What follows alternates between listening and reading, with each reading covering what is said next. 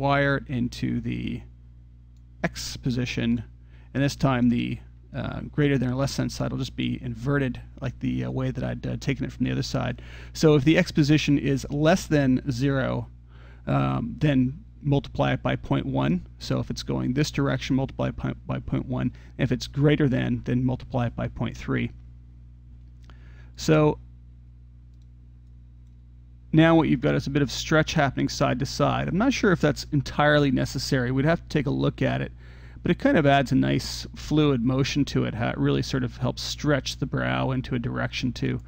Again, it may not be necessary. We could, you know, we could play with ways of ramping that value on and off with another control. So you could turn, the animator could have the choice of turning it on and off. There's, you know, it's pretty much, you know, at the next stage, it's unlimited what you can do for setup and what you want to add. It's all a matter of time and how much control you're going to put in. And once we go around and add the controls, individual controls, well, the animator could go grab each control on the brow and do it one at a time if they wanted. I'm not sure that's going to be necessary. This looks pretty fluid and quite a nice fluid way of working. So they may not need to do that in that part of the eye. So next we're going to deal with the lower lid down here. Probably set up the same sort of thing. Looks like it probably would work pretty nicely to have a similar sort of motion going. The lower part of the area, this doesn't need to move as much, so it's not really as important. You know, in that case, I'm not sure again if it's needed. Maybe we just need the individual controls on them. Is what we do. So maybe we'll just stick with those. It's a matter of sort of playing around with it and figuring out how many controls do you need for this main set. Right now we've got 8 for the mouth and 2 for the brows. And we're going to need some an upper and lower lid control as well for the eyebrows. So that for our top layer control set, that might be actually enough.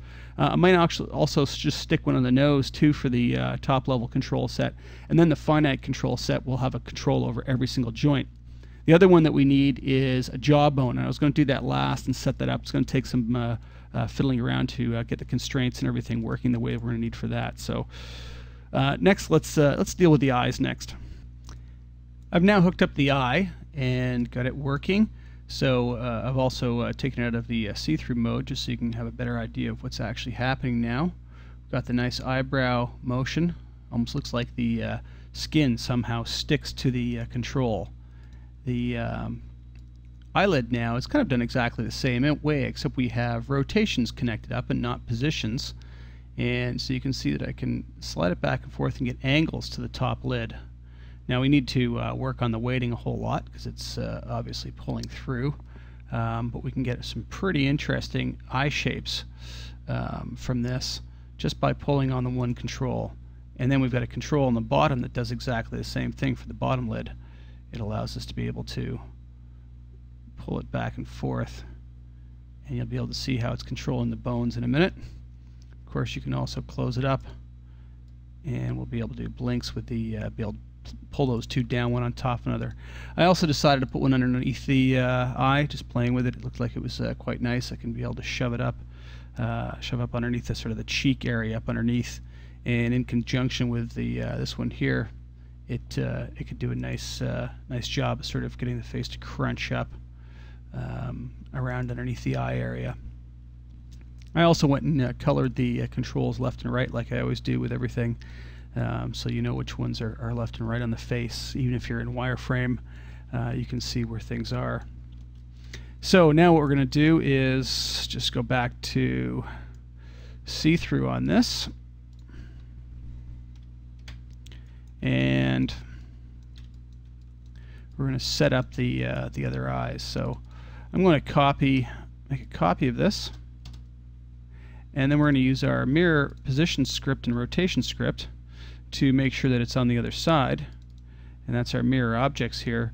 Now we don't want to affect children because we don't want to leave this behind. So I chose the one that we're going to take the values from, the one we're going to put it to, and all we need to do is just simply run mirror objects, and it pops it on the other side. Same thing with this one down here. Take that one and that one. Mirror those over.